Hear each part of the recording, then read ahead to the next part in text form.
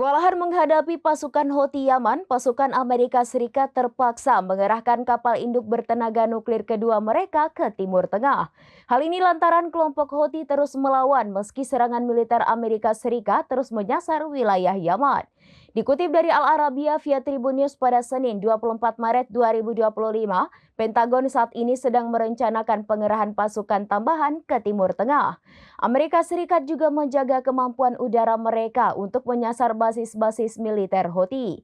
Pengerahan maksimal ini dilakukan untuk melemahkan kemampuan militer Houthi dan mencegah serangan lebih lanjut, terutama operasi penargetan kapal-kapal afiliasi Israel di jalur pelayaran internasional di Laut Merah. Menteri Pertahanan Amerika Serikat sekaligus Kepala Pentagon Pete Hegseth memperpanjang pengerahan kapal induk Harry S. Truman ke Timur Tengah. Menhan Amerika Serikat juga diperkirakan akan memerintahkan kapal induk kedua ke wilayah tersebut dalam beberapa minggu mendatang.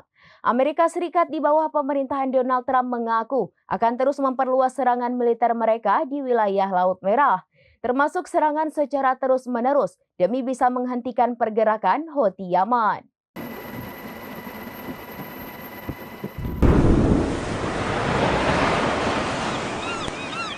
Demikian informasi terkini Syederalon, saksikan terus informasi lainnya. Jangan lupa like dan share seluruh akun serambinews.com.